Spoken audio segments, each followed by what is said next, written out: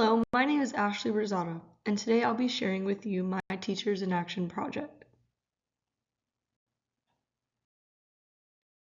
I chose for my Teachers in Action project to do it at a local gymnastics gym that I actually used to attend when I was back in middle school and into my high school years. I chose this as my organization to work with my student with disabilities. The history of this gym is actually quite interesting. I know the owner, and she has been there for 30 years here in St. Cloud, almost 30 years now. And it is a private owned, so she owns it by herself with her family.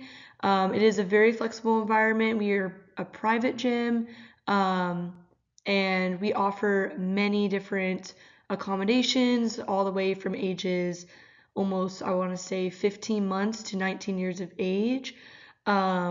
We train in flexibility, strength, motion, and rotation. And we are located off of 17th Street in St. Cloud. Um, some challenges for this business that I have heard over the years is there has been raising in pricing of rent, as we all probably know, and it has affected the gym. I know the owner, she tries to keep her costs lowly, but it has been difficult, and she has had to raise some pricing of classes over the last 2 years because of her rent actually going up almost 40%. It is a very small gym, and this is why it's an old building.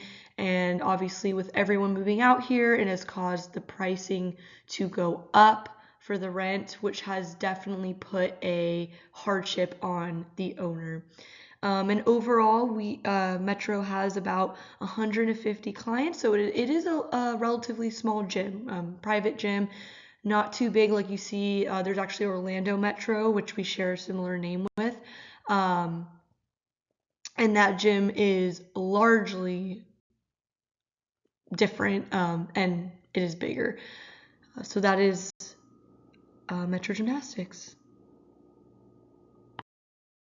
The community need that I chose to address is working with a student at Metro Gymnastics who is in a beginner class, and she, which I will follow up in the later slide, she has a disability. She has autism, high functioning autism, and anxiety. I chose to help her in this environment where she's doing an extracurricular activity, and it has taken her a little bit over time. When I was observing, it has taken her a little bit to get on skill levels that other students who were there before her are already on, due to her disability. So I chose to step in, make a game plan with her about how we can work on strengthening things so we can meet those goals of hers for certain skills she can work on.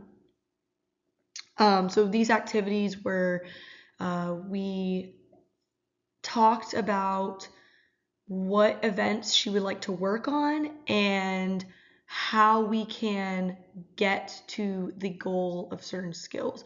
So we started with, she showed me what she could do. I gave her a routine. We would stretch together, do exercises together, building up her strength, and then we would work on those skills. This was done every week. So we did this every Tuesday night for an hour, 4 p.m. to 5 p.m. That was her class time. And actually, the way I got connected with this program, I previously mentioned in my last slide, was through a personal connection, as I did go to Metro Gymnastics when I was in middle school, and went there until high school. And I actually still part-time work there at times when I have the availability. And the owner is actually a very close friend of mine. The participant that I chose for this project is a female, and she is the age 11, so fifth grade, I believe. Um, I'm choosing not to use her name. I'm going to refer to her as my student for now, for confidentiality purposes. But she is Hispanic. More specifically, she is from Puerto Rico. And this can be a subset of the organization, as we are in St. Cloud, which is fairly close to Kissimmee, which has a lot of Hispanic population. So that could be a subset of the organization's clientele. She is considered a student with a disability. She has ASD or autism. She is high functioning, and she also has anxiety. These are, according to Individuals with Disabilities Education Act,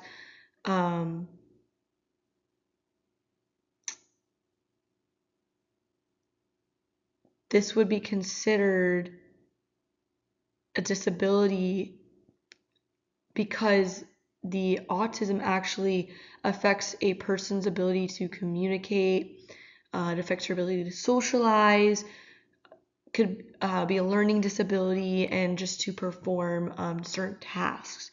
And later on, I will expand on that, as I did firsthand experience some characteristics of this when I started working with my student.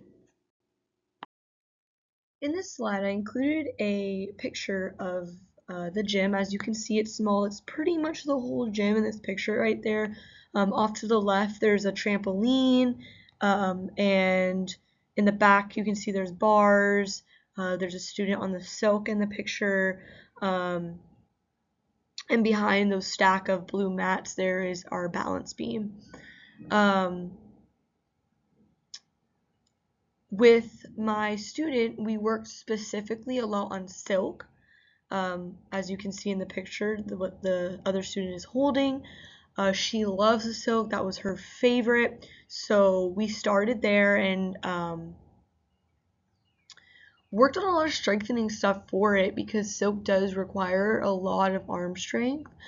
And that was what we were building up for. Another event we see in the back is the bars. That was another area that she loved, and we worked a lot on, and we also use the bars a lot for conditioning, as it's another very good workout for pretty much any body part besides the legs, I would say. But yeah, this is our gym, and I hope this gives more of a visual perspective of where we were working and what events we were working on. When I first found out about this service learning experience and this project, I was a little nervous, if I'm being honest. I think I've been around students or children with disabilities, but I think it has always been something that I wasn't very exposed to and had a lot of experience with. And I wasn't sure. It was unknown what was going to happen. I wasn't sure how to interact, how the student would react to things. So it was a little nerve-wracking. But I will say it has definitely changed my perspective, and has taught me a lot about how to address and accommodate for these students with disabilities. When I started working with my student, she was very reserved. She would answer me with nods or gestures, yes or no, very minimal answers. And it was hard to have that communication with her because of this. And at first,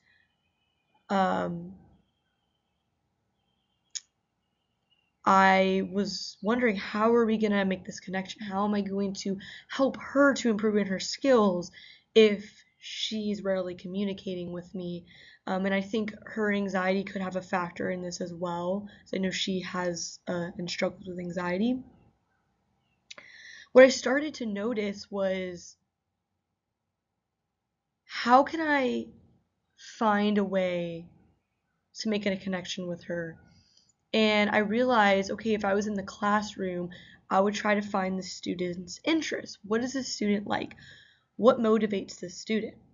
And from there, I started asking her, what event does she like? What is her goals? What does she want to work on? And that's when we really started getting to the nitty gritty of what we were going to work on. She started, expressing to me that she liked silk, she liked bars, and I said, great, that's where we'll start. I took her to silk, and I think a really big breakthrough moment was I let her, show me what she could do on silk, and I started sharing with her. I asked her if I could share her and teach her another skill. We did that together, and I worked with her. We worked on this one skill, and once she did it, she was so excited. You can see the smile. She lit up, and she loved it, and she just couldn't stop doing it after that. And I think that was a big breakthrough. From there, when I would ask her things or when we would communicate, it was still limited, but she would respond to me with a couple of words instead of answering with just a nod or a yes or no. She would start smiling more. So after this connection was made, it was so much easier to work together on goals and other events. And I would say that was the most impactful. And this changed my perspective, um, realizing working with a child with disabilities is just the same as if I was working with another student, making that connection. There are going to be little things that we have to accommodate that might be different than a general education student. However, they're still kids, and we have to find what excites them and what motivates them. And I think seeing her get excited and that joy of executing and learning a new skill had a big impact on me, um, and really made the difference for me on how I will address and go about things in the future with a child with disabilities. Um, I know at the end here I wrote too, another breakthrough was after this, when I would ask her, I'd meet with her on Tuesdays, like, how was your day? How was school? What are you doing at school? She was more open to sharing with me. She would tell me, and she would actually even expand and tell me about her friends, or, oh, it was matching twin day or something like that. And she would go into more detail instead of just small, short answers. So that was very big for me, and it definitely made the difference on moving forward in working together on these goals. My TIA, or Teachers in Action project, was done in my EEX 4070 course, and there was actually a lot of connections and a lot of relevant information that we were learning in this course that tied in with this project. Um, One of the modules was actually about autism, and being able to experience in a real life setting and work with a student who has this disability, for me, makes it easier to make those connections. I am definitely a hands-on, be in that setting to learn, if that makes sense.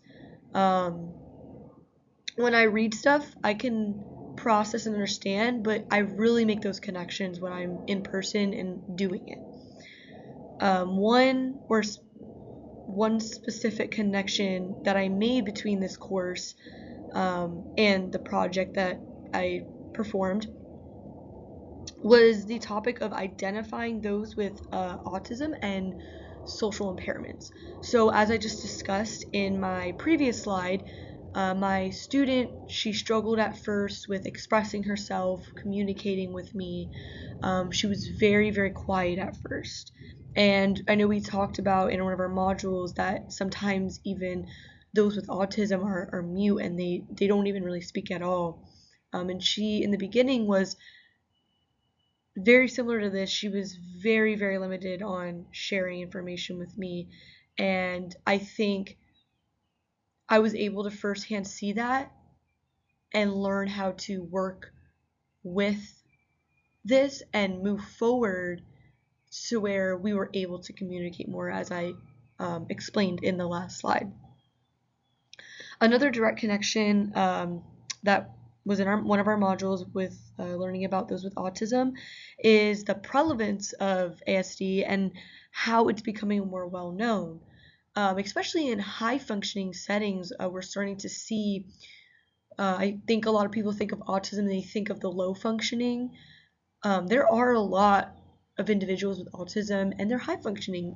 They could be seen in a general ed classroom or doing just everyday tasks that others may be doing, and you wouldn't really know until maybe you get to know that person or paperwork or whatever it may be.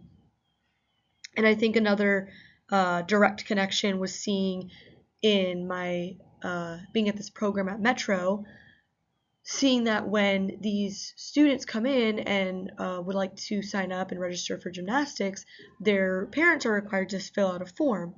And in that form, one of the things that they have to fill out is, does your child have any allergies? Do they have any disabilities that we need to know about?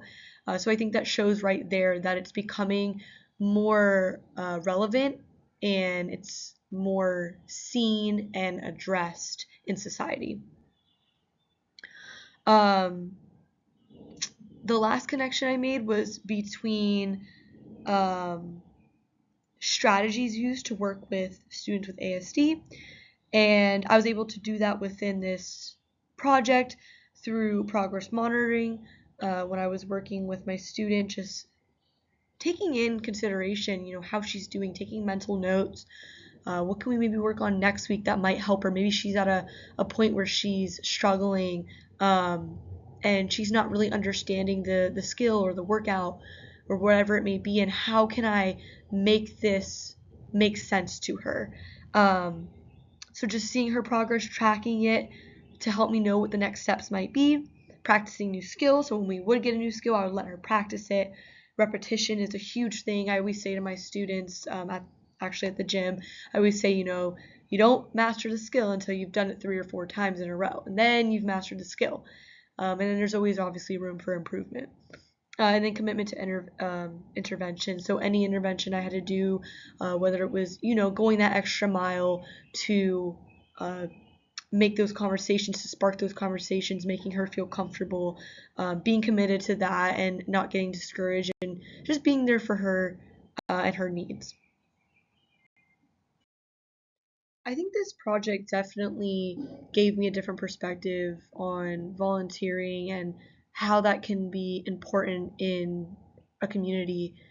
There are many individuals out there that could benefit from this, and I think, if you have that time to set aside to volunteer, I think it is a wonderful opportunity, and I definitely would recommend it. And I think in the future, if I had that time, I would encourage it and I would push myself to do it. Going for specifically those with disabilities, I think it could always be needed, having volunteers out there in the community. There maybe are those with disabilities that don't have that help or assistance, and I think we should be aware of that and more vocal. I think we should also be sharing this with others, and motivating others to be involved in the community and to help out and support those who have disabilities. I will always say, and I briefly touched on it before, I love doing service learning. I think it is the best way to get experience. I know for me, doing service learning in past classes as well just opened my eyes even more of why I want to be doing this, why I want to be in the classroom, why I want to be a teacher. It solidified for me the passion I have to be a teacher and an educator. And I know for others, it may have opened their eyes to realize this isn't what they want to do, and maybe they want to choose a different career path or something else in education. So I think it's just the best way to really determine what you want to do and the best way to learn firsthand what this is all about. What does a teacher's job include? What does a principal's job include? Any type of career, even if you're going into the medical field, I think it's always great to just volunteer, do a service learning activity so is this what I want to do, and am I going to be able to serve well in this environment? And I think it has motivated and benefited me for my future career. Being able to have that one-on-one time with a student with a disability, so I have that background knowledge and that experience in a sense to take into any future jobs or careers I may have. And I think it's motivated me as well. I think in the past I might have had a perspective of like, would I work with those with disabilities? Would I be good at that? And now I realize, it's not too much different than working in a general ed classroom. Now I definitely think there is a gift for working with those with disabilities. However, I think I feel more confident now from doing this service learning and this project. And I would 100% encourage other teachers or students around me to embrace it. I like that word, to embrace it, because I think we can see it as a negative way, as it's a task that we have to do, but it's very beneficial. And I think if you really soak it in and make the best of it, you can learn a lot and grow from it. So that would be my perspective. I believe that there was a lot of takeaways from this project. I'm just going to hit a few big ones. I know one of the questions asked was, what could others do about working towards the understanding, empathy, and opportunities for those with disabilities? I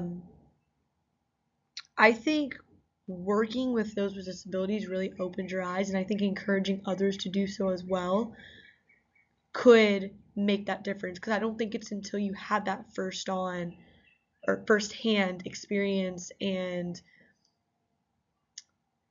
opportunity that you really take it in and have that empathy for that person and see what they're going through and what their life is like.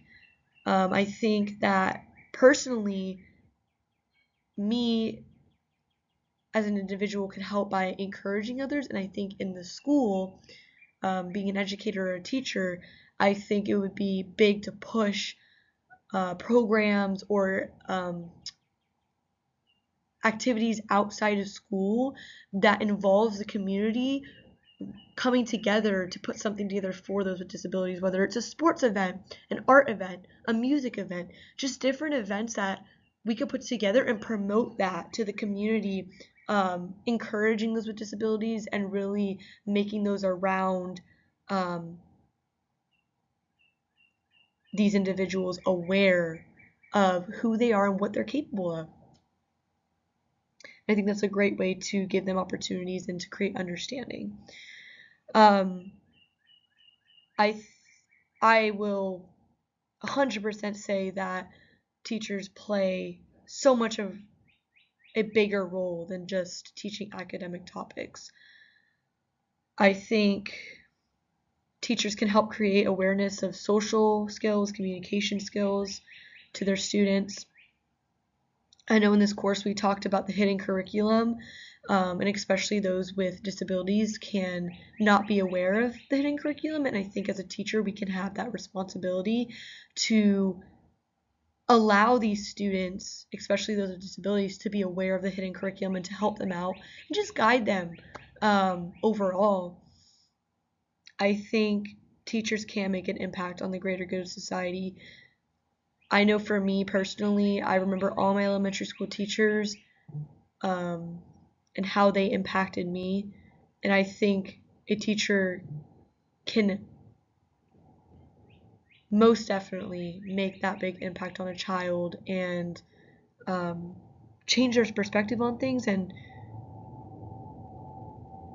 just be that influence and that example for these students. I think overall the project has been an eye-opener for me. I think it was definitely beneficial towards my future professional career path, and I look forward to being able to take this knowledge that I've gained and apply it in the future. Overall, I really enjoyed doing this project. It was a great learning experience, and I thank you for setting the time aside to watch.